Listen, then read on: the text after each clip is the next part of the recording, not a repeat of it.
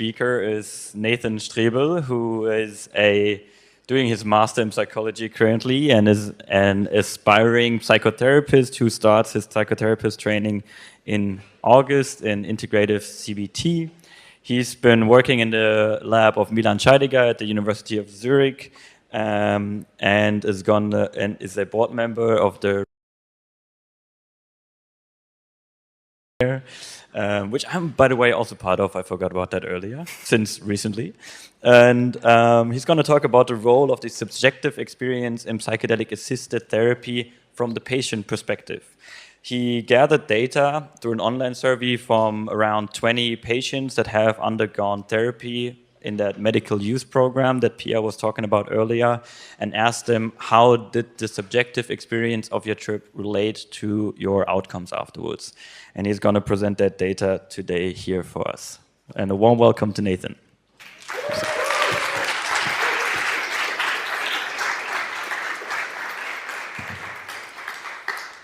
Hi everyone, so nice to see you all. I'm going to start this talk with a confession, actually, that I would only really feel comfortable giving at a psychedelic conference, not so much at other psychological congresses, which is that I'm a huge fan of Carl Jung. And being an aspiring psychotherapist, the research question that interests me most is maybe obviously, how do patients get better in therapy? And in my naive view, I think Carl Jung has answered that question the most cohesively you could imagine. He says that psychologically one understands nothing that one has not experienced oneself. And I love this quote so much. I love this quote so much because first of all, it's so short.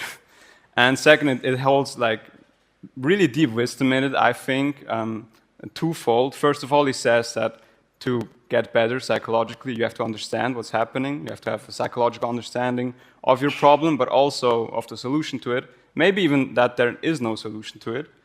And second, he also tells us how you get this psychological understanding, and it's not through learning, through reading about it, through being told what to do, but through experience.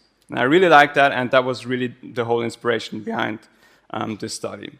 So let's get into some more just technical, theoretical background.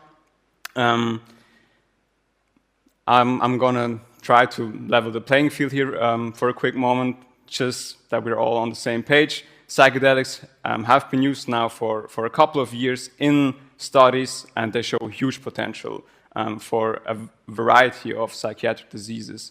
The big three, as I like to call them, is always like a duo. It's psilocybin for depression treatment, then there's MDMA for PTSD, and where Switzerland really excels at is the LSD studies for anxiety, mostly related to life-threatening illnesses, but also in general. And there are several other studies that showcase the huge potential of psychedelics in therapy. Now, these studies all have their fair share of criticism. I won't have the time to go into that, so we'll just take that as a given for now, that psychedelics have a huge potential for psychotherapy. And instead, I want to talk about where we aren't so sure as of now in the field, and that is regarding the question how psychedelics are therapeutic. And there's a brilliant review paper by Van Elk and Yaden, I really encourage you to read that, who outline all, maybe not all, but most of the mechanistic underpinnings that are proposed to be the reason for why psychedelics are therapeutic. Again, I don't have the time to get into all of that, so I will distinguish between a more general level, a more abstract level of the arguments that are being held in the scientific literature, which is the neurobiological and the phenomenological level. And I will explain that shortly. So the phenomenological level, you also kind of see it here, argues more that the therapeutic aspect of psychedelics lies in the fact, or lies in how you feel being on psychedelics, how it feels, what it feels like to be, to have a psychedelic experience. So that could be an emotional breakthrough, a mystical experience, what Valentin has talked about, out-of-body experiences, and I'm sure we'll also learn a lot more about the phenomenological side of psychedelics by the talk from Jason later. Here's a brilliant example of a phenomenological experience that would be hypothesized to be therapeutic. It's by a patient from the LSD studies on anxiety. And this patient says, I saw a tree of life that was growing, developing, and then something happened. A few branches died, they were broken off. But the tree continued to grow. Somehow I also started to cry. I cried harder than ever before. Usually I can't cry. I understood that this tree, these branches, they were my brother and my mother who had died. So as a psychologist, you read that and you think to yourself, obviously that's therapeutic to have that experience. It is what would be referred to as an emotional breakthrough. And so there's this field, the phenomenological view that argues that's what therapy is about, that's why psychedelics are therapeutic, because you have these experiences. But then there's the neurobiological view, who entails, maybe these phenomenological experiences aren't so important, and maybe we can get rid of these phenomenological experiences and just make use of another aspect of psychedelics that seems to be inherent to psychedelic substances, which is their potential to induce neuroplasticity. So the argument is you give people psychedelics, then this tasty cocktail of neurobiological mechanism happens, which then results in, and I think there's still an argument, either hyperplasticity or metaplasticity in the brain, but on a general view, it makes your brain more malleable, more adapt to change.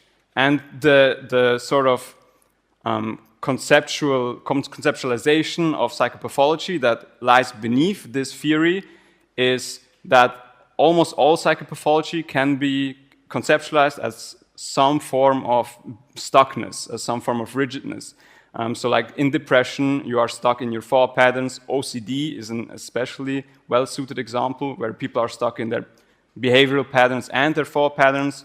PTSD, reoccurring nightmares or stuff like that, just, a general feeling of being stuck. And the argument is then, well, if I get your brain out of that state of being stuck, that's therapeutic in itself. And maybe you don't need the psychedelic experience, but it just suffices to have a so-called psychoplastogen, which isn't psychedelic, but just enhances neuroplasticity. And so these views kind of are battling against each other, and this results in papers having articles that are called "The Subjective Effects of Psychedelics Are Necessary for Their Enduring Therapeutic Effects," and in the very same journal, actually in the same volume, just one page apart, we have an article arguing against, or arguing for the exact opposite. So that's a research gap, if I've ever seen one. And so what Helena Eicher and I asked ourselves is, or the research question that we formulated is, well, what do patients think about that? Because essentially, these are the most important source of data that we have. So let's give them a voice in that discussion. And so our research question is, are the subjective effects of psychedelics therapeutically relevant from the perspective of the patients? And I really want to stress this latter part, that it's from the perspective of the patients. Okay, how did we go about finding some answer to that research question? As Pia has already mentioned, we are extremely privileged in Switzerland when it comes to psychedelic science, and not only psychedelic science, but in Switzerland it's also, since over a decade now, it's legal to actually do psychedelic therapy. So no study design, you don't wear an EEG cap or are in a PET scan or whatever, just you get a substance, a therapist, or maybe two therapists are with you, and you're actually receiving psychedelic-assisted therapy. And Helena and I estimate, or we can also take that from the numbers before shown by Pia, that around 1,000 patients have been treated in Switzerland so far with psychedelics. And so our goal was, well, let's contact the practitioners who are allowed to do psychedelic-assisted therapy in the limited medical use program, ask them to recruit their patients, and have the patients then fill out the survey that aims at finding out what patients think about this whole discussion. Are the psychedelic experiences actually therapeutic, or might they be irrelevant? So the key part of the whole study was really the survey that we came up with ourselves. As I said, our main goal is to find out whether these psychedelic experiences are therapeutic. So what we did is we took established measurements of psychedelic experiences, and we asked the patients, we gave the patients these measurements that have several items on them, several phenomena that you can have on psychedelics, and asked them how therapeutically relevant was this particular phenomenon. So the measurements in questions were the 5-DASC, which is a broad measurement of psychedelic experiences. It stands for altered states of consciousness. Then the EBI, that's the Emotional Breakthrough Inventory. The PIS-6, that's the Psychological Insight Scale. And then we also assessed the Challenging Experience Questionnaire. Interesting findings there too, but I won't have the time to get into that. And then we also had open questions, which I'm extremely fond of, because now I can give you patient quotes when we discuss our p-values. And we also had self-generated items, but for those two, sadly, I don't have the time to get into them. So again, just to visualize this a bit more, or just so you can imagine a bit better how it's like for the patient to fill out the survey. They get these questionnaires, and like the 5-DASC has 42 items or 42 phenomena that are being measured, with this example, having the feeling of being outside of your body, and then they are asked, well, how therapeutically relevant was that experience for you? And they could say that it was either therapeutically detrimental, that it was irrelevant, or that it was very helpful. All right, that's already it with the study design. I hope our hypotheses and study design becomes a bit more clear when I go into the results.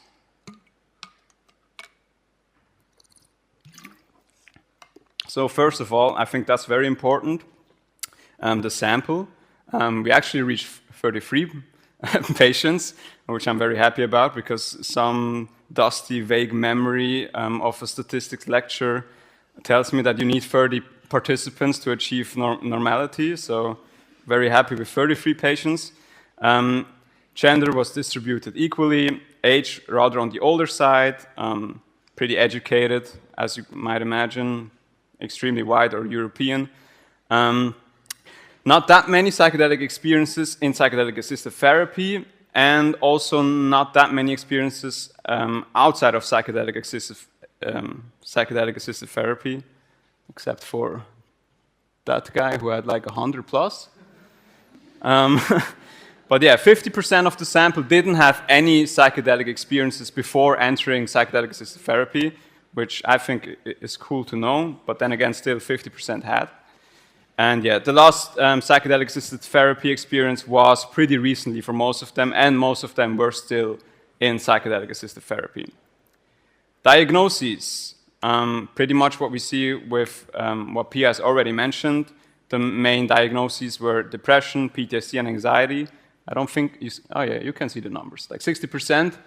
And then the other diagnoses made up like 50%, but in total. So like, I think none of them were more than 8%. And this also, what we've seen before, it's ADHD, autism, personality disorders, even bipolar disorder, yeah. But really mainly depression, PTSD, and anxiety. You will also see that with the patient quotes. And also with the substances, pretty much what Pia has told us before already, the main substances used in psychedelic-assisted therapy for these patients were MDMA and psilocybin, LSD not so much, and also ketamine not so much. Okay, so relevance of the subjective effects. What do the patients say? Are they therapeutically relevant or not? They astonishingly, to a huge amount, say that they are extremely relevant. So I will quickly talk you through what you're seeing here. So as I said, they were asked how therapeutically relevant they found these different phenomena that are induced by psychedelics. And they could rate them from -3 to 0 to +3. So -3 would mean therapeutically very detrimental, 0 would mean irrelevant, and +3 is therapeutically very helpful. And the mean of all the questionnaires I showed you before, so the EBI, the PIS-6, and the 5-DASC, was almost 2.2, which was extremely significantly different from 0.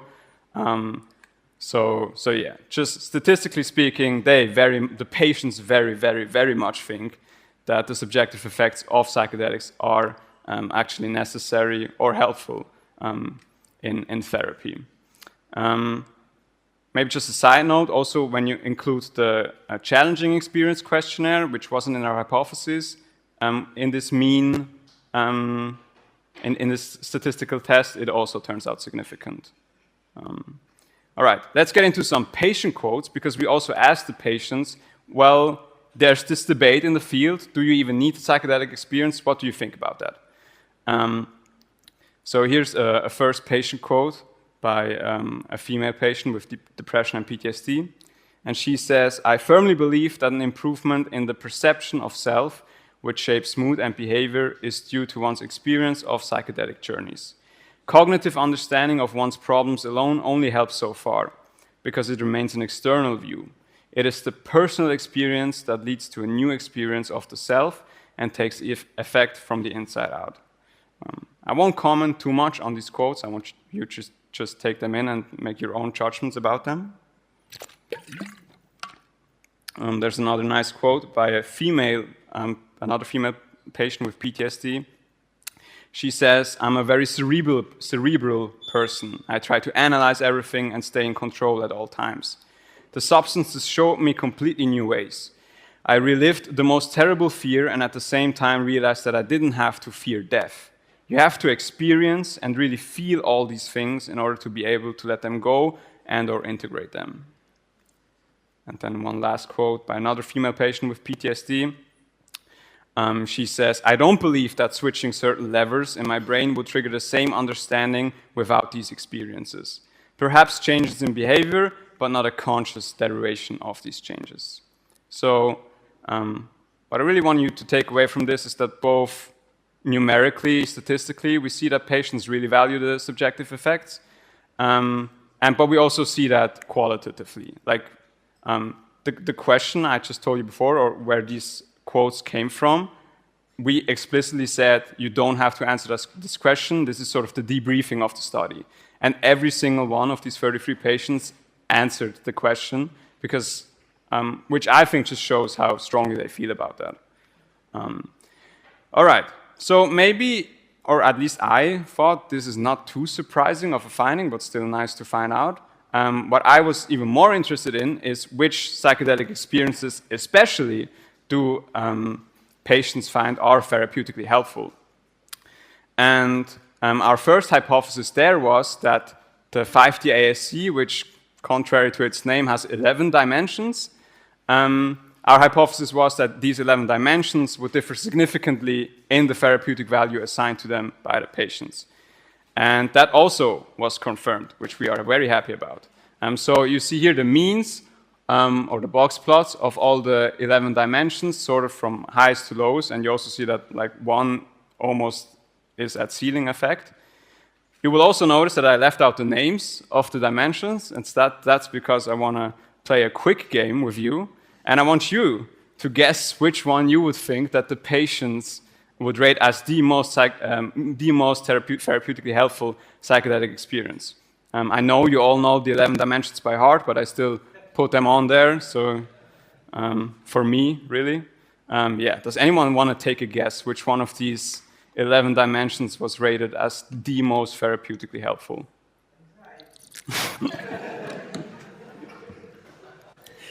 Nope, anxiety is not it.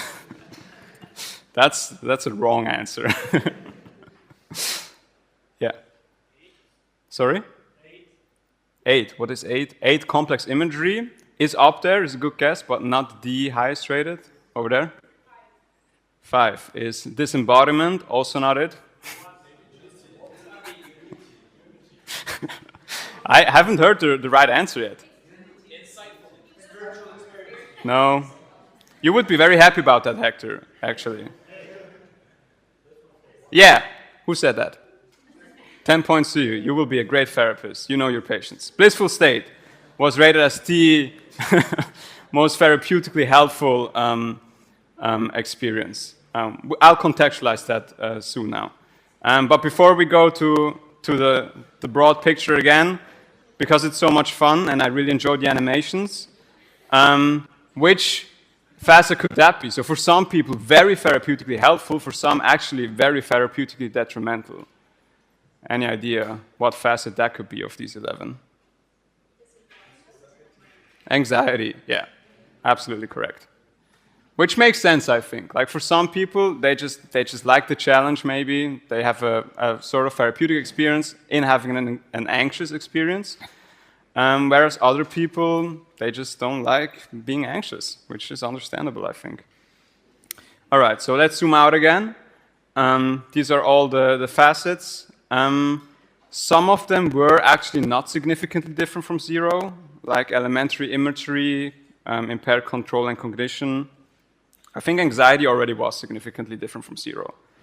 To make a bit more sense of that, because there are so many dimensions, I drew these beautiful brackets. The dimensions we have at the top, which most of you threw in there in your guesses, are, as I said, blissful experience, spiritual experiences, experiences of unity, experiences of insight, and complex imagery. And apart from complex imagery, these facets could really be conceptualized on a broader scale as mystical type experiences. In the original version of the 5D ASC, they would have been referred to as oceanic boundlessness, which shares very high overlap with mystical type experiences. So yeah, the way I conceptualize that in the study is that this really showcases that mystical type experiences are sort of, although all psychedelic experiences seem to somehow be therapeutically relevant, mystical type experiences stand out from the patient's perspective again.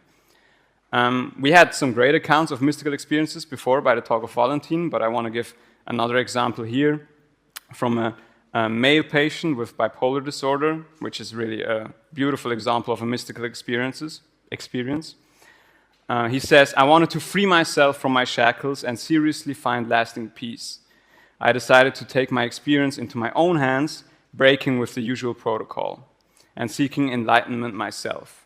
I entered into a dialogue with a higher power and asked a series of existential questions to which I received answers. The first was, how do I achieve enlightenment? The answer was, you have already achieved it. After that, there was a flood of emotions, an incredible elation, and a feeling of immeasurable bliss. I was also told it's okay to be who I am, and we had a wonderful conversation." So really, a great example of a mystical experience.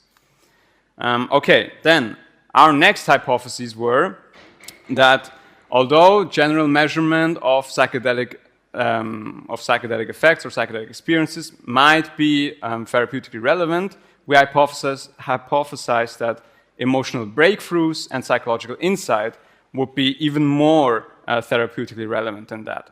And that we could also confirm. So what you see here is the box plots for each of these questionnaires, again with the median in the middle, and each line represents one patient.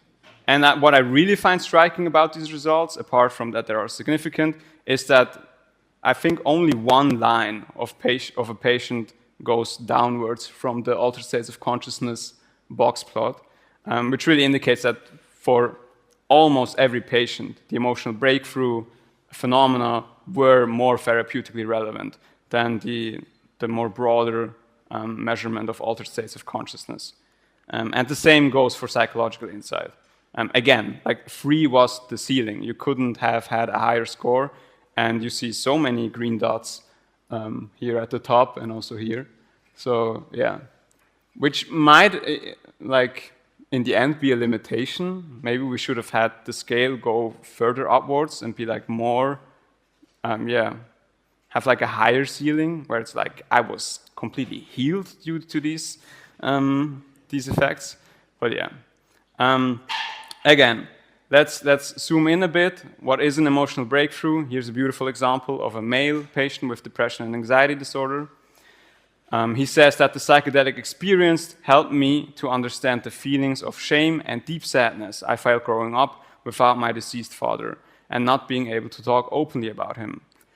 I could not comprehend the contradictory and forbidding views that were instilled in me at home by my mother. During the first substance session, I felt great pride when I imagined talking about him with my childhood friends. At the same time, I realized that shame was a feeling that always dominated my way of dealing with many things, and that it was also a large part of the cause of my anxiety disorders. Eventually, I realized that this shame was not my own, but that of my mother. Particularly beautiful example, again, of an emotional breakthrough, not only being able to face difficult emotions like shame, but also realizing where they come from, which I find particularly interesting. And then let's also take an example of psychological insight. This example I find particularly inspiring because this patient describes beforehand that she really struggles with trusting people and letting them get close to her, and that she feels alone almost all of the time. And she writes that during this group session, I was able to feel a sense of belonging in the group for the first time and allow closeness. I didn't feel alone and excluded. That was a very beautiful experience for me. I found the courage to register on a social platform and spontaneously arrange to meet a woman for a walk or a drink of coffee. The meeting was very nice and it may turn into friendship. Yeah. I really think that's astonishing. Like, I wouldn't have the courage to just sign up on a social platform and meet some stranger, essentially. And that this patient who really struggles with that found the courage to do that, I find really inspiring. You might wonder why I conceptualize that as psychological insight. That's because psychological insight also entails insight about how one wants to change one's future behavior and how they could implement that, and that it does not only has that the intention in it, but the actual act of doing it. All right, there were a lot more results that I would love to get into, but we don't have the time for that, so I want to get to the conclusion. Two things that I really want you to take away from this. First of all, the patients rate the subjective effects of psychedelics as extremely therapeutically helpful. Second, not all psychedelic experiences are rated as equally therapeutically helpful. What really stands out are mystical type experiences, emotional breakthroughs, and psychological insights. And then, of course, there are some serious limitations to the design of our study. First of all, it's a cross-sectional survey, which of course doesn't allow any causal inferences. The sample size is rather small, given the fact that there are only 1,000 people that could have even been part of that study. I think getting to 33 is pretty nice. Like, that's around 5%, which in any other circumstance would be insane to have such a sample. But yeah, it is a small sample. On the other hand, on a positive note, it's an extremely interesting sample because it's only patients of psychedelic-assisted therapy. And what I mean by that is that these were not patients or participants in a study design, in a study environment where they had like an EEG cap on and a Venflon in their arm, or were in a PET scanner, or had to fill out weird questionnaires while they were tripping. But they were really just patients sitting silently in a room with a therapist, which is why we're doing these studies, right? Because in the end, the goal is to just have psychedelic-assisted therapy. And yeah, so these people come from a really interesting sample, I think. But it's a small sample. And with the extremely positive results, we also had an item in there asking how content they were with their psychedelic-assisted therapy. And there too, like, no one was not content. Of all of these 33 people were like, this really changed my life, which is beautiful, of course, but it raises questions as to selection bias, because one might imagine that only the people, these were patients, so to find the time and to be in the mood to fill out a 45 minutes long questionnaire online, chances are you are more motivated to do that when you really profited from that intervention. So selection bias, I think, is a serious problem, actually, of this study. And another thing I want to raise, because these results seem so overwhelming, is another patient quote that really nicely points out how these substances are not a miracle pill. This patient states that it is work. I had secretly hoped that my problems would just disappear, but at the same time, I knew that it would involve work. I believe that the emotional experience and work, as well as the preparation and integration sessions in the group, are or have been the most important things for me. All right, with that, a huge thank you to the patients first and foremost, because they took this time to fill out this questionnaire, and they gave really, each and every patient gave beautiful and like lengthy accounts of their psychedelic trips, which is just amazing. Then second, a humongous thank you to Helena Eicher, who is my supervisor for this master thesis. Couldn't have asked for a better supervisor. She gave me all the guidance that I needed and all the freedom that I wanted. And before I thank you, I want to leave you with one last quote of my man, Carl Gustav Jung. He says, "The most beautiful truth is of no use if it has not become the very own inner experience of the individual. What we need is not to know the truth, but to experience it. Nothing is more fruitless than talking about how things should be, and nothing is more important than finding the path that leads to these distant goals. Most people know how it should be, but who can show the way to get there?"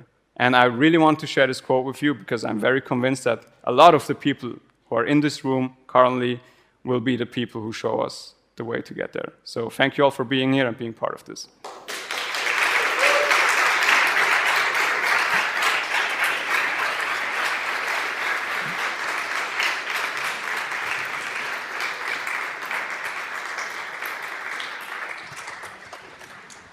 So as before, there's 15 minutes for questions now, so let's go.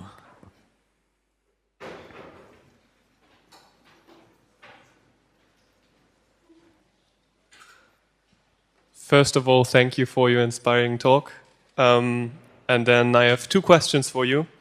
First of all, why do these two views have to battle? So in the beginning, you showed this idea of like now the phenomenological aspects and then what happens in the brain, but and now I would like to hear your thoughts on that. Aren't these two ways of viewing it just the same thing from a different angle?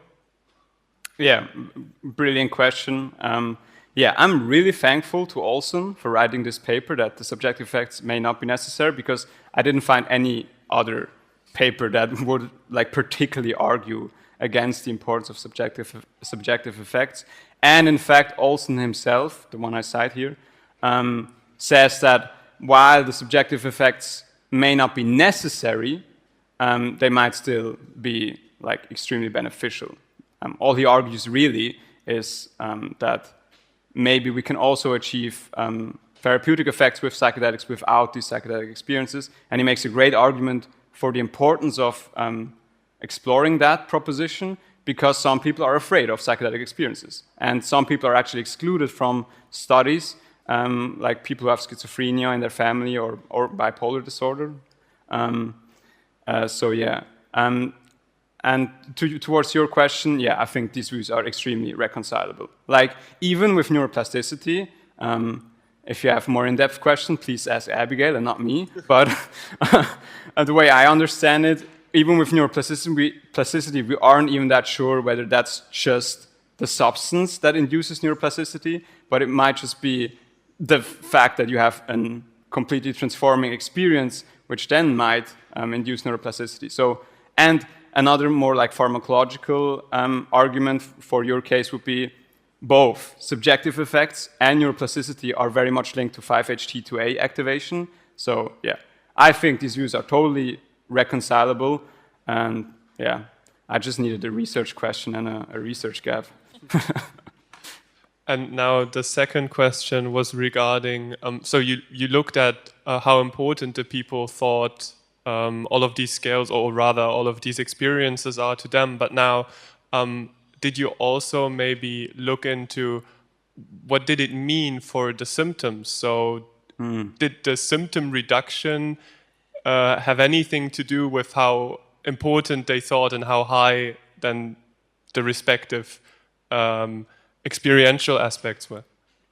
The thing is, as this is a cross-sectional survey, I don't have like a depression measure at the beginning and then a depression measure at the end, which I could correlate and have sort of subjective effects as a mediator. So I couldn't really look at that. that's Yeah, fair enough. I was just wondering whether there was some way you maybe made it possible. yeah. Thank you. It would be very interesting, but with this research design doesn't really allow these conclusions. Thank you. We also have. Oh, here, thank you. We also have these great words like blissful state or experience of unity and so on. But what is also interesting for me is to ask you what kind of special symbols or also thematics are extremely relevant for the patients. So you also quoted some, like family dynamics or anything like that. But yeah, maybe you can tell me a little bit more about that. And then also another little thing. So for me, it would also... Can I answer that first? Oh, yeah. Because I forget. Yes.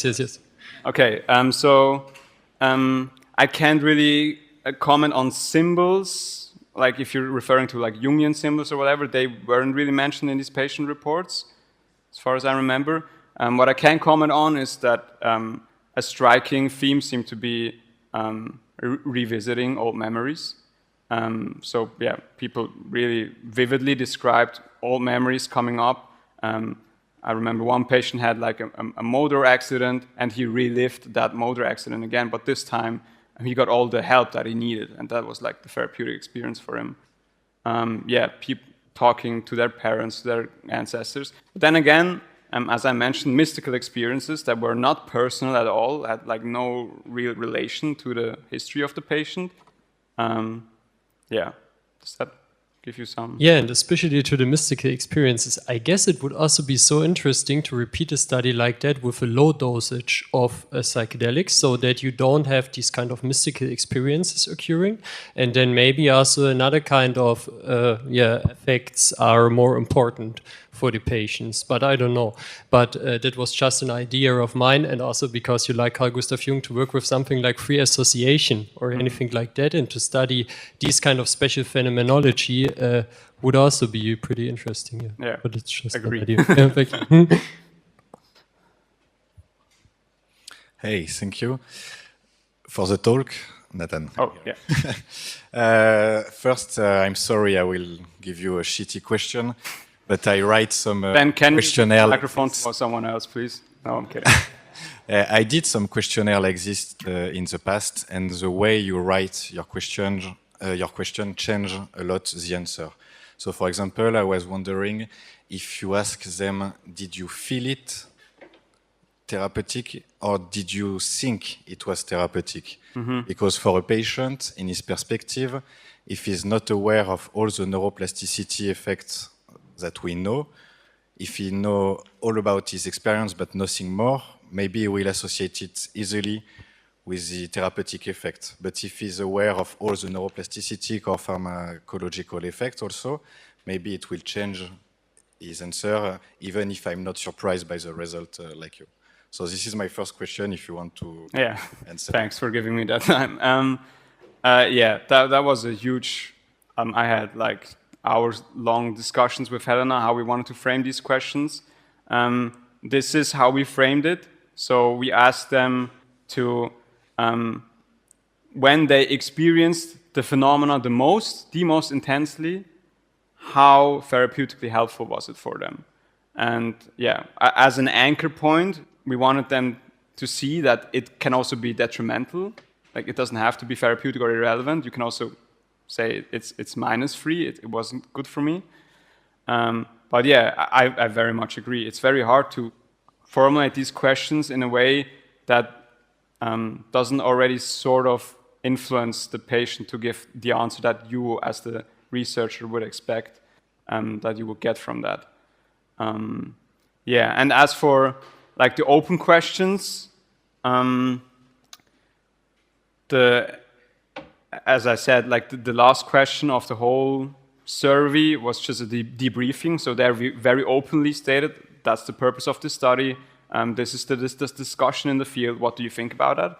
But they didn't know that before they conducted the study. So all they knew before entering the study was that it's a study about the therapeutic relevance of subjective effects.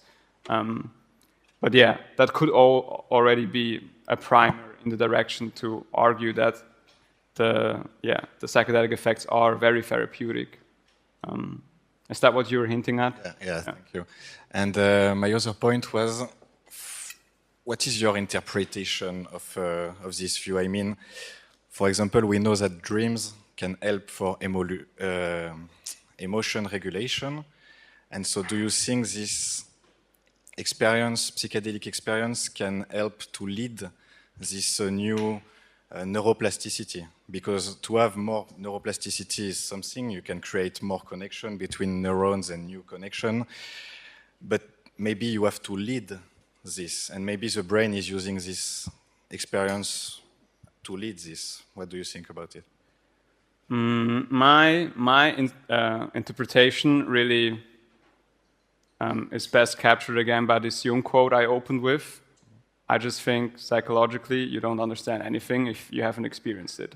And I think understanding your problem, the solution to it, or maybe that there is no solution to it and that it's okay the way it is, it really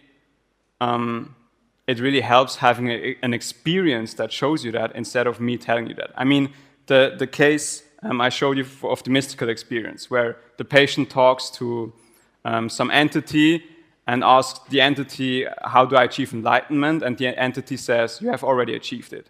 If that patient, and he then describes this was a blissful experience and that really changed my life and whatever. If this patient just asked me, like in a sober state, how do I achieve enlightenment? And I tell him the exact same thing, you have already achieved it, that will do nothing. That absolutely nothing will be achieved through that. And the same thing with the entity telling him that he's okay the way he is. How many depressed people have heard the phrase that you're okay the way that you are? It doesn't go anywhere. It doesn't lead anywhere. It doesn't make anything better. And that's why I believe these experiences, these psychedelic experiences, are so therapeutic, because you're not told what to think of yourself, what to do, but you experience it. Maybe in the experience someone tells you that, but it feels more genuine, it feels more real for the patients. That's my interpretation of it, and I think that really links extremely well to the conceptualization that Jung has of healing in therapy. Yeah, I agree. Thank you. Thanks. Thank you very much for your talk. You mentioned some items you came up with yourself. Could you elaborate on what the results of those items were? Yeah. we had. I'm sad. I deleted the slides. That would have really helped. But one thing that, since we wanted to check what helps the patients in psychedelic-assisted therapy, one thing we wanted to look at is with which therapy schooling they agreed most. And so what we did is we took quotes by famous CBT or behaviorists, really. And I want to stress old quotes from really like the behaviorist beginning, where they trained mice to do a backflip or whatever. And like Skinner and Watson. And we took quotes from them. Like one quote was, you can understand every human behavior just by knowing the laws of physics and chemistry or something like that. And then we took quotes from famous psychoanalysts and humanistic therapists. So from Carl Jung, for example, or one from Carl Rogers or Leslie Greenberg. What was one quote? One quote was the Jung quote, that you can't understand anything psychologically if you don't experience it. And then we asked them, well, how much do you agree with these quotes? We took the names out. We just wanted to know how much do you agree with these quotes. And our hypothesis was they would agree much more with psychoanalytical understanding of psychotherapy than with behaviorist understanding of psychotherapy. And those were self-generated items. And that also turned out significant. So patients agreed much more with psychoanalytical and humanistic approaches than with CBT approaches. But again, like really old CBT quotes. So not like third wave CBT where emotions become relevant again, but really like the mind is a black box. We don't know anything about it. Those were some of the self-generated items. Thanks, Florian, for asking this question. So I think it's the last question. Now maybe you get your question, but we only have 3 minutes left. So let's see how long it goes. Okay. Thank you for the presentation. I think it's a really interesting point in the field. I was wondering if you would add a control test to give to the patients before they get this treatment, like maybe if they have higher tendencies, if some of them have higher tendencies to believe in spiritual or mystical stuff, would that change their idea of the significance of this therapeutic effect of subjective experiences? No, I get where you're going at. I think that's a very interesting question. I used to want to include a personality measurement in the study as well, to exactly look at that. Maybe people who are more open or more spiritual, they profit more from psychedelic experiences, but that would have taken too much time, and so we decided to exclude that. Yeah, I have the hypothesis that I just mentioned, but yeah, I think we also hear about that from one talk. Sebastian, right? He talks about personality traits and the link to therapy outcomes. But yeah, interesting question, but we can't look at that from our data. Thank you. Okay, just as a last question, have you been able to separate any differences between the 3 substances used?